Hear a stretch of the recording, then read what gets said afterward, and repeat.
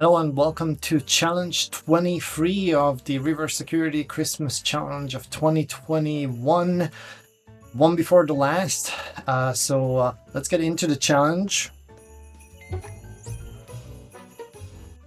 And in the challenge section, we scroll down, pick 23, which has the title Locating the Location.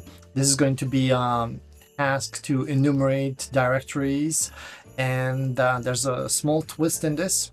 The challenge says we seem to have lost a file. Can you please help us find it? If you go to the application, it says, please help. Hey, can you help? Can you please help me?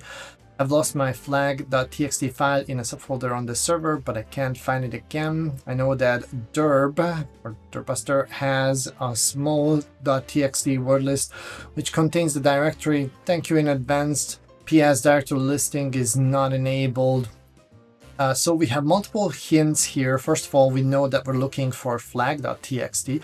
That's a very important thing to note. And this seemingly is a hint for a tool that you can try out, and I certainly did. The problem with things like Derbuster, GoBuster, and the like, there's also Ferrobuster and many of the others, is that they are by default will look for the response returned in the HTTP response.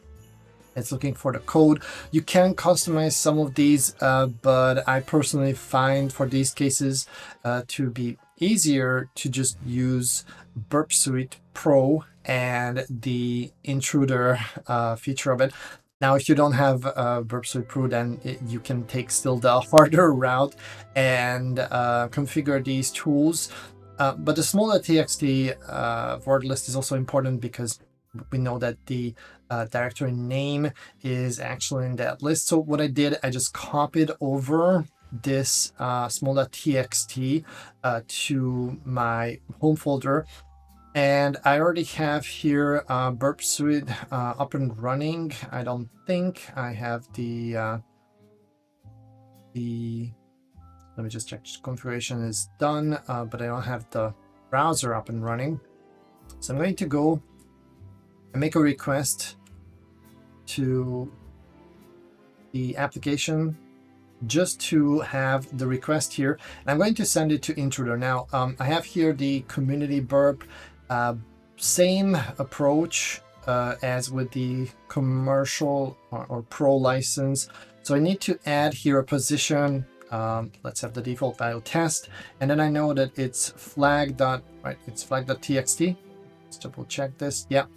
That I am looking for. The reason why I have to do it like this, and let me just allow this to happen, and let's pick test slash rather, and I'm going to intercept this. The problem here is if I make a request to a directory that is non-existent, most cases I'm just gonna get back 404 not found message. Not here though, because here I'm getting back a 200 OK. And in the body part, I do have 404 file not found. This is not ideal in terms of trying to enumerate the directory structures. And I can rely on the content length returned. However, if I want to do the enumeration in Intruder, I can load my small txt file here that I just copied over and start the attack. Now the problem with the community version is what is displayed here. It's rate limited.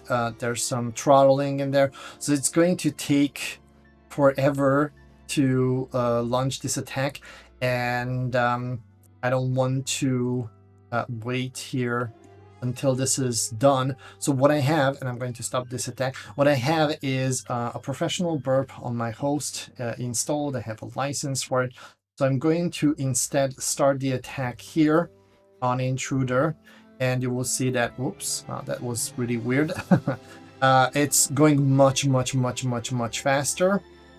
And after that, what I need to look for is really just the length of the response. If I order this, then I see here I have two 404s and one 200 with a different content length here. So if I look at the response, I'm immediately going to have the flag here, which I can just copy. And let's go back to the VM page with the challenge submitted. And indeed, this is the right flag here. So this was a little bit different from a standard enumeration, but sometimes you run into this. Many applications will have a custom 404 page, or they are always going to return 200 OKs. And that's actually a pretty good thing. Can prevent like automated scans to find valuable things or distinguish existing and non-existing resources. But a human attacker, if they really want to, they will find a way to do the enumeration on your servers. So you need to monitor them and look for spikes in the logs on sudden spikes for a given IP address, and also have a good baseline on the normalcy of the different return codes. It's a really good way of baselining the various servers or proxy that you have in your environment. So that's all for this challenge. We have one more left, and that's a really fun one. So see you in the next video.